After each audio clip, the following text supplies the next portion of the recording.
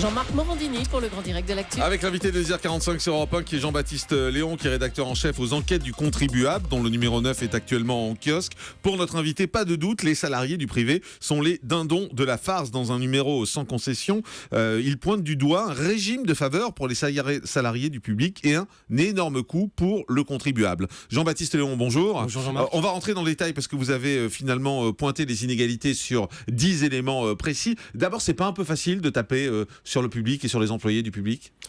On ne tape pas sur les employés publics, on tape sur un certain système, on demande à tous les Français de serrer la ceinture, on parle beaucoup d'injustice sociale. On a voulu voir ce qu'il en était par rapport à ces deux grands secteurs que sont le secteur privé et le secteur public. Dans ce numéro-là... C'est quand même à charge, parce que quand on lit les différents points, on a le sentiment à la fin que c'est des privilégiés. Certains le sont, évidemment, mais la fonction publique est extrêmement variée. La situation d'une petite infirmière dans les urgences à l'hôpital de Bobigny n'est pas celle d'un haut fonctionnaire au ministère de la Culture, par exemple. Donc, c'est pas une façon de diviser la France en même temps que de faire une enquête comme ça là, qui montre, voilà, d'un côté le public avec ses avantages et de l'autre le privé qui galère. C'est pas un peu simpliste, voilà, et ça montre pas les gens les uns contre les autres? Dans ce numéro, on s'intéresse aussi aux privilégiés du privé, notamment via les abattements fiscaux, les journalistes, etc., certains artistes. Non, le but du jeu, ce n'est strictement pas de dresser une partie de la France contre une autre, c'est dire un peu les choses et dire que c'est certaines inégalités dont on parle moins qui existent entre employés du secteur privé et employés du secteur public. Là, on en est resté vraiment au niveau des salariés. On ne parle pas des patrons de grandes boîtes, etc., parce que les situations sont aussi là très diverses. Alors, les gens qui veulent cette enquête iront lire votre magazine qui s'appelle Enquête du contribuable. Il y a 10 points. On va en survoler quelques-uns pour bien comprendre. D'abord, concernant la rémunération moyenne, est-ce qu'il y a une vraie différence entre le public et le privé? Pendant longtemps, on était beaucoup mieux payé dans le privé qu'on ne l'était dans le public, mais les choses changent depuis une dizaine d'années, même un peu plus.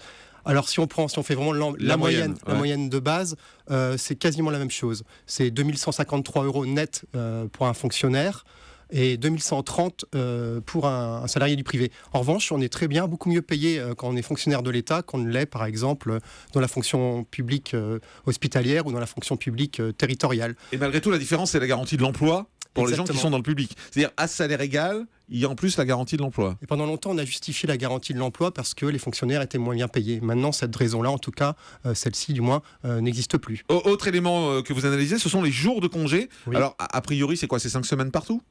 Non, quand on parle même de jours de vacances, donc on compte RTT plus jours de congé. Et donc là, c'est des statistiques strictement qui viennent de l'État. Chaque année, l'État sort un rapport sur les rémunérations, les effectifs de la fonction publique et fait un comparatif à ce qu'il en est dans le public. Et à ce moment-là, ce qui ressort, c'est que pour l'ensemble de la fonction publique, c'est encore une moyenne, c'est 45 jours de congé par an contre 36 dans le privé.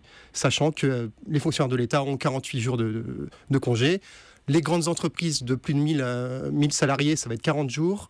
Les petites PME de moins de 10 salariés, ça va être 29. Donc là encore, il y a une différence entre les grosses structures et les petites, que ce soit dans le public ou dans le privé. Autre élément analysé dans votre enquête, alors ça va faire parler, c'est l'absentéisme. Vous avez regardé les différentes absences à la fois dans le privé et dans le public et vous en arrivez à quelle conclusion? Rapport de la Cour des comptes sur l'absentéisme dans la fonction publique territoriale, c'est-à-dire dans les mairies, les intercommunalités, les régions, etc. C'est 23 jours, un peu plus de 23 jours par an. Et dans le privé? C'est 16. C'est 23,6 jours contre 16,6. Ça, vous l'analysez comment? 23 jours d'un côté, 16 jours d'absentéisme de l'autre. Ça veut dire quoi? Est-ce que ça veut dire que le travail est peut-être plus dur dans les services publics et les gens sont plus souvent malades parce que c'est dur nerveusement, c'est dur psychologiquement? Ou pour vous, ça veut dire juste que c'est des fainéants? Non, ni l'un ni l'autre. Parce qu'il y a peut-être moins d'exigences de productivité dans le public qu'il n'en a dans le privé. Dans le privé, on est dans un système concurrentiel. On a des concurrents, il faut tenir choc face à la concurrence. Dans le public, souvent, il y a une situation de monopole, de fait, ce qui fait qu'on est plus coulant par rapport aux horaires. Et c'est une tradition qui existe depuis... On n'est pas dans les clichés, là, de dire on est plus coulant par rapport aux horaires, on s'absente. On a le sentiment qu'on est un peu dans les idées reçues concernant le service public, quand même. Les idées reçues, peut-être...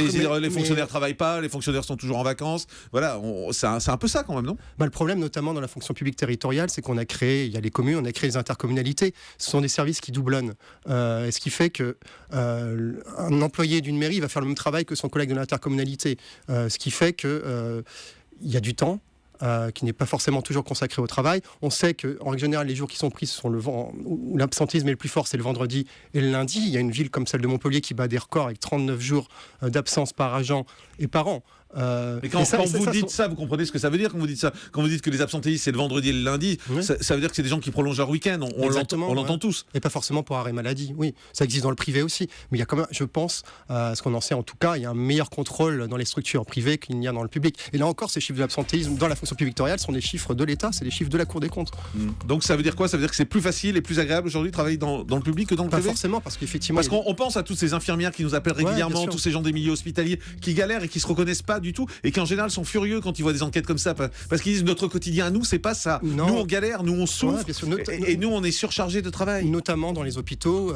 Les hôpitaux ont beaucoup de mal depuis les 35 heures. Beaucoup d'infirmières n'arrivent pas à prendre le RTT. Elles cumulent des centaines d'RTT qu'elles n'arrivent pas à prendre depuis des années. Là encore une fois, la fonction publique est extrêmement diverse. Donc attention à la généralisation. Oui, on a essayé d'être assez fin. Merci beaucoup Jean-Baptiste Léon d'avoir été avec nous, rédacteur en chef aux enquêtes du contribuable numéro 9 qui vient de sortir et qui est actuellement en kiosque.